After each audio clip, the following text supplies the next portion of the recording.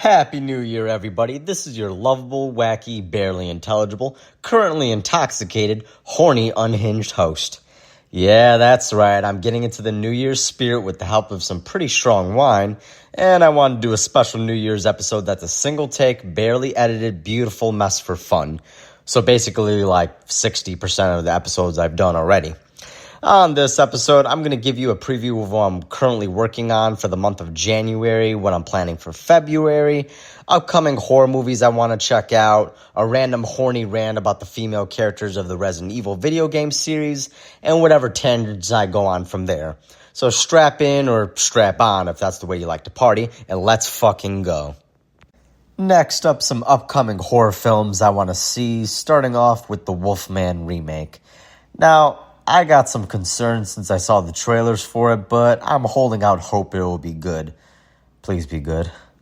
Then there's the Monkey Man, Jesus Christ, Monkey Man. No, I already fucking saw that. It's with that Dev Patel guy. Good fucking movie, though, by the way.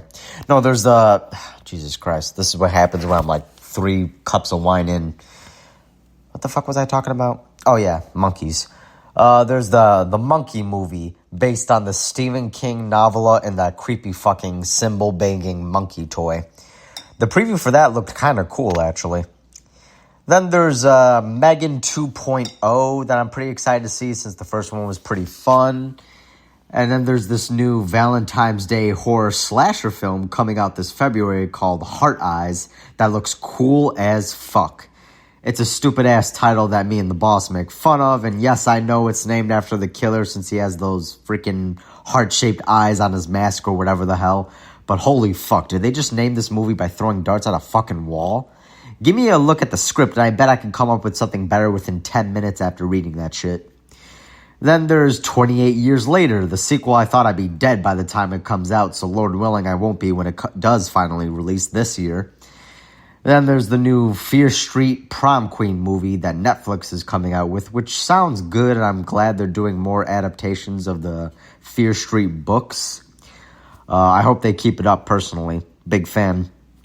Then there's the new Final Destination movie that's going to be Tony Todd's last film he worked on since he unfortunately passed away. R.I.P. to Tony Todd. He's a fucking legend. I mean, the guy's Candyman, for Christ's sakes. But that movie's going to be a treat, and I'm looking forward to it. My sister Ashley loves that fucking movie. I love I love the first one. Second one, I didn't give a fuck about.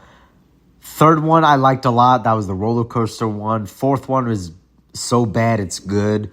I mean, the only thing I can remember from that fourth movie was the one scene with the fucking racist piece of shit guy who was trying to burn a cross on one of the black main characters' lawn, and he fucking got lit the hell up. It was beautiful.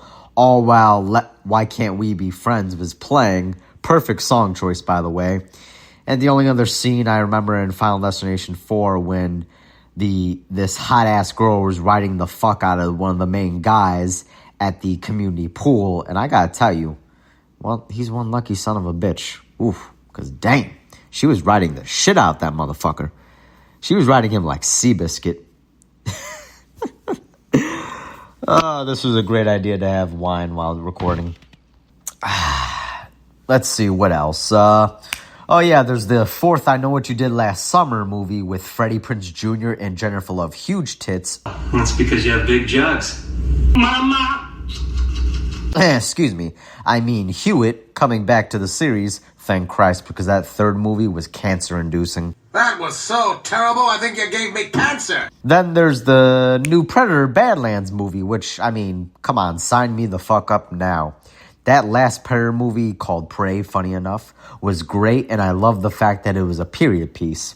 You could do so much with the character of the Predator by putting him in different time periods, and you could just make it work. Also, Amber Mid-Thunder, the main girl and main character of that movie, was amazing in Prey. She was very likable, she was tough, sympathetic, and I mean, come on, just look at her. God damn.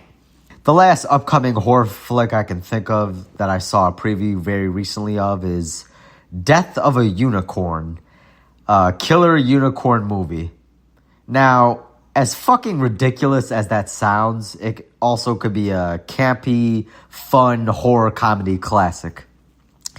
Okay, and the other real reason I want to see is because Jenny Ortega is in it, and I mean, come on, I already made my feelings known about her, and you guys already know what I'm thinking of in my head when I see her in movies nowadays. Well, that's all for the upcoming horror movies. Let's get into the next segment. Alright, filthy horny degenerate time. This is gonna be fun. I want to talk about the badass and sexy ladies of the Resident Evil video game series. Starting off with Jill Valentine. She got my heart. Okay, that was a little corny. Anyway, this former STARS officer is a certified baddie who Capcom, the creators and owners of the Resident Evil franchise, need to stop fucking around and have her come back in a mainline game that's not a fucking remake. And no, Revelations by itself is not going to cut it. Also, does she actually have romantic feelings for Chris Redfield, or is it one-sided because we all know he wants to tap that, and who the fuck in the world would blame him?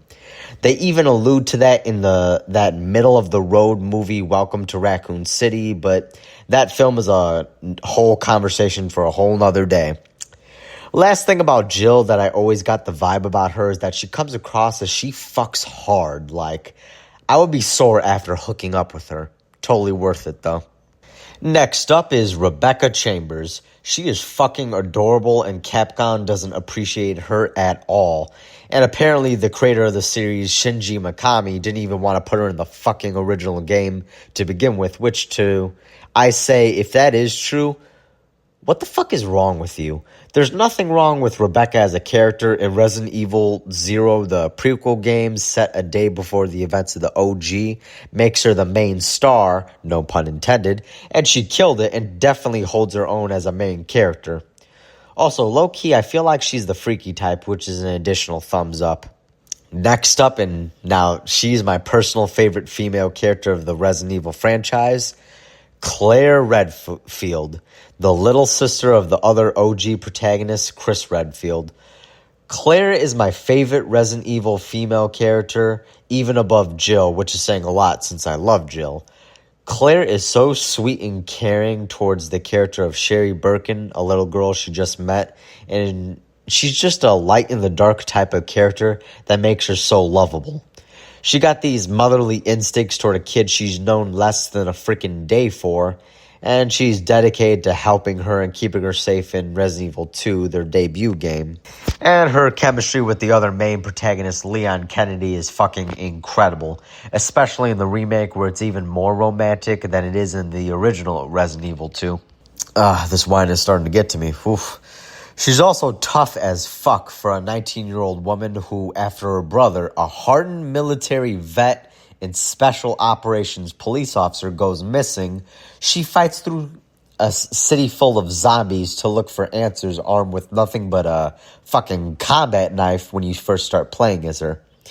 She's the type of woman you could bring home to meet the family and everybody prefers her over you, especially in my case. She's just that likable. Last thing I want to say about Claire, since I can't spend any more time sucking her off as much as I'd love to personally, ooh boy, is that she has the most sincere heart out of all Resident Evil protagonists and wants to genuinely help people make it through these BOW or zombie outbreaks, not just complete a mission. Next up, and also making her debut in Resident Evil 2, is Ada Wong. I mean, come on, if you played the games, I don't have to explain it. She literally exudes sex out of her pores by the time she appears in Part 4. And she has this badass femme fatale thing going on with her mercenary spy shtick she got going on with her. And her relationship with Leon Kennedy just screams Batman and Catwoman to me, so what's not to love? Although, despite the praise I give her, Claire is still number one. Sorry, Ada, but you're just not the wife type, while Claire is. Ada isn't settling down for anybody, and I don't want her to anyway. It just doesn't fit her character. Next up is Ashley Graham, the president's daughter that Leon Kennedy has to rescue in Resident Evil 4 and Resident Evil 4 Remake. Now, okay, I know some people found her annoying in the original Resident Evil 4, but she was still hot as fuck. And in the remake, they improve her character in every single way. They make her so much more likable, dependable, and she wasn't annoying whatsoever in Resident Evil 4 remake. And she's also sexier than ever, too. That tight sweater and black stockings combo, god damn, I see what you did there, Capcom. Well played. Oh, and when she's sitting on that barrel in the sexiest way possible, I mean, holy fucking shit. Huh, you know what's funny? The more I drink, the more vulgar and less filtered I become. It's funny how that works. You guys gotta try this wine I'm drinking. It's called Pinot Noir. Is that how you pronounce it? Who fucking cares? You can Google it. Fucking amazing, though. You gotta try it. Anyway, back on topic. Next character that I'm getting fucking bricked up for is Sheva Alomar, Chris's African BSAA organization partner from Resident Evil 5. I really wish they brought her back in future sequels since she was so likable and very dependable. And holy shit, let's be honest, she was fine as fuck. Those alternative costumes you could put on her in the game, like the, what the fuck was it? It's been a while. The sexy Red Riding Hood outfit and the tribal outfit. I mean, holy shit. It's looking sexy and voluptuous and stuff. Man, you wanna act up, get naughty in this bitch. Next up, I want to talk about Sherry Birkin. FBI, open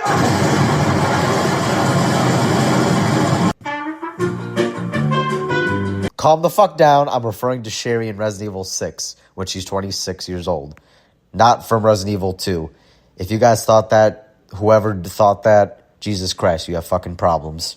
First off, let me say it's great to have such a throwback character return after all these years. Sherry went from a tough but vulnerable kid in Part 2 to a badass, highly trained government agent in Part 6. Also, she is absolutely gorgeous, and what she sees in the character Jake Mueller, whatever the fuck, I'll never fucking know. I don't give a shit that he's Wesker's kid. Ain't no way he's pulling her. Sorry. Also, a big missed opportunity with her only having one scene reuniting with Leon, and the scene we got wasn't nearly as much as an emotional reunion between two such connected characters. And where the fuck was Claire during all of this? Her character should have been there doing her Terra Save organization shit, providing aid to civilians during this huge BOW outbreak. And you mean to tell me she's nowhere to be seen? And we have both Leon and Sherry, but no fucking Claire.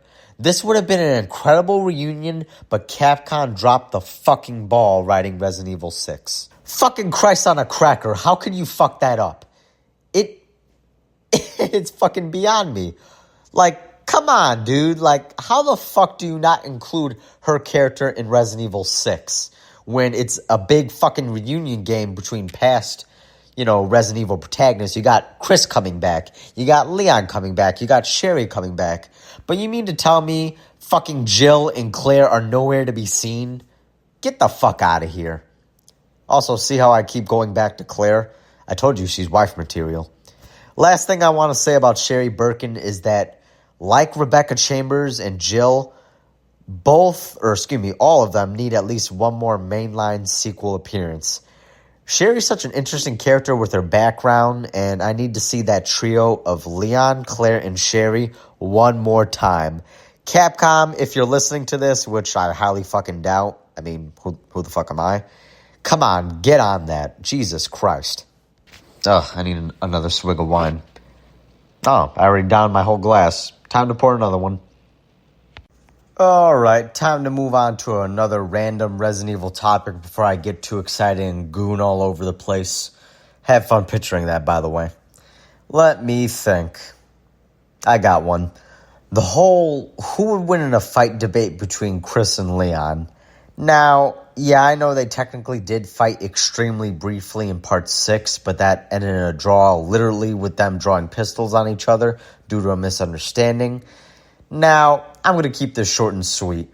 If we're talking pure hand-to-hand combat, no weapons, and it was a closed-off or small indoor environment, Chris takes the fight, no doubt, because the guy's a fucking tank, and he punches huge boulders out of his way.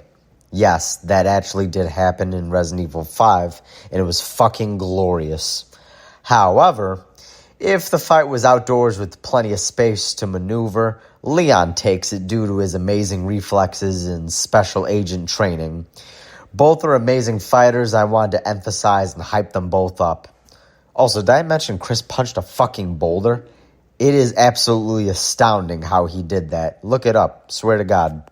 It is one of my favorite Resident Evil series moments. It is hysterical. Next debate is the whole, should Leon be with Claire or Ada? And the answer is so fucking obvious. The fact that this is still a debate in the fandom is fucking astounding to me. Claire is the answer 100 fucking %. Ada is not the wife type, like I said before, and besides, the whole cat and mouse, will they, won't they thing with Ada got fucking old by Resident Evil 6, and unlike Claire, Ada doesn't seem at all the type to settle down. Not that there's anything wrong with that, I just can't see Ada and Leon working long term. I can see them fucking each other's brains out, but as far as a real relationship, it ain't happening because the math ain't mathin', okay? Then again, what the fuck do I know about math since I still use my fingers to count?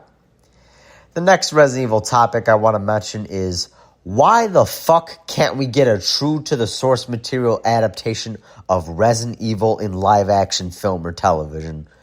We had the Mila Jovovich films, which, while fun, were not true to the source material at all.